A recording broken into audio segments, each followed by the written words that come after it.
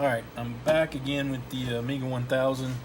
I had some trouble with my A1000, and I got it off eBay from a seller on eBay, and he was a dick. He wasn't interested in trying to help me resolve the problem at all. He said because I upgraded the firmware, it was my fault. So anyway, I ended up contacting the guy at Individual Computers, and he was really cool. He got right back to me. We sorted out the problem, and I ended up having to replace a chip on the board. No big deal. I mean, it was a used piece of equipment, but at least I got it fixed. So anyway, back to what we got going on. I went ahead and I've set up my compact flash. Last time I was using the one out of my Amiga 1200.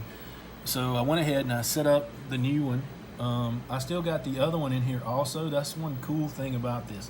You can use this auxiliary port as a whole nother hard drive and use it for storage for games or whatever you want to. Or you can use it to transfer files over from your computer. You can plug it into your computer and transfer the files over, and you don't have to do anything special to it. It can be Windows compatible format, and then you come over here and stick it in there. You can run the programs off of it, transfer it over, whatever you need to do. So it makes it a lot quicker and really cool. So anyway, we're going to fire this thing up and get to it. I just wanted to show you how much faster it is, and it's just really cool. I'm really enjoying this thing.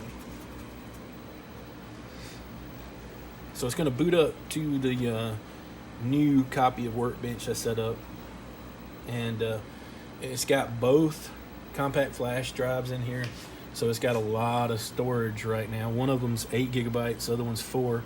So right now I've got 12 gigs of storage in here.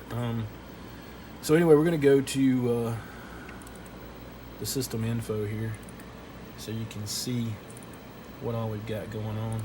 You see how quick those windows pop open? It's really cool.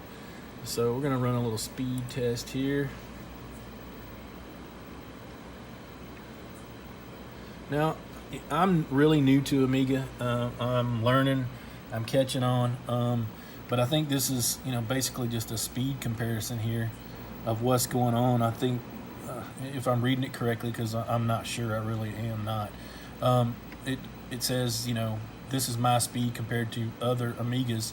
This thing's running pretty fast. And if you look over here, you can see the CPU in megahertz.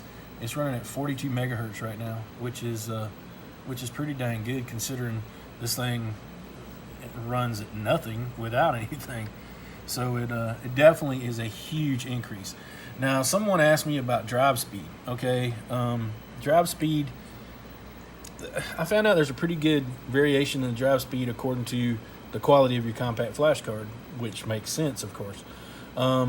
This is a little lower quality card, and if we check the speed on it, we're getting 4.2 megabytes per second. Now, if we go to the higher quality card, and watch how fast it does the test. I mean, it's like immediately.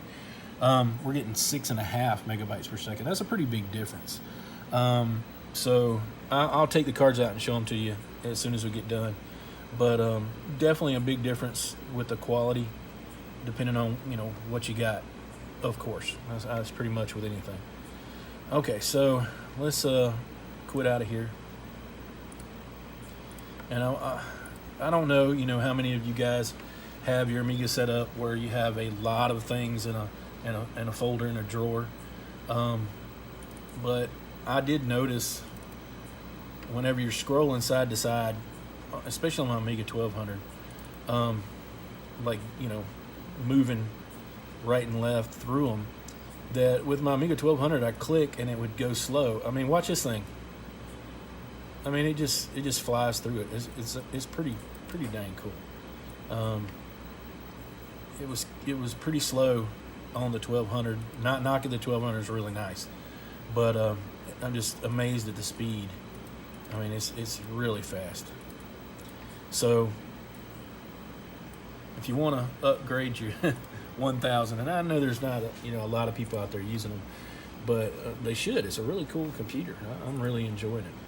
So let's just load up a game. I did turn on the sound this time, so let's see how quick it'll load up one.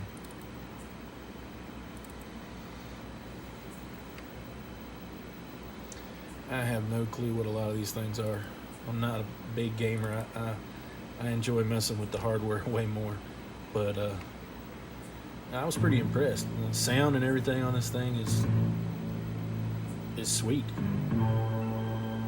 Definitely a nice computer. Pretty good graphics, for the age of the computer, definitely. But anyway, so I just wanted y'all to see, setting up the compact flash cards. I don't know if any of you, how many of you have tried to set them up. It's not really difficult, but you do. I mean, I had a lot of learning to do, so, but I was able to do it pretty easily. I used the emulator on my PC. I've got a compact flash reader over there, so I just loaded it into the emulator, the Win UAE emulator, and did it that way. It was pretty easy. Compact flash cards. This is the one that I'm using to boot mainly. Is 30 megabytes per second. It was pretty fast. That's the one I was getting, 4.5 off of. This is the other one, the 8 gigabyte. It's the one that's moving pretty fast. I don't know a lot about compact flash cards. I haven't ever used them a lot. I've used SD cards for other things, but never many compact flash cards. So this is a good one. It moves fast.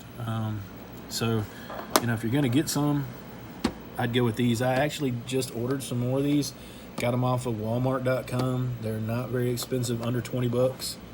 So, if you're looking for some, you can get those. But anyway, that's it. And I'm thankful to have it back working again. That's for sure. So anyway, I'm going to play around with it some more. Might come up with some more videos for some things later on. I'm working on printing out a case right now for this thing, so I can't wait for that to get done. All right.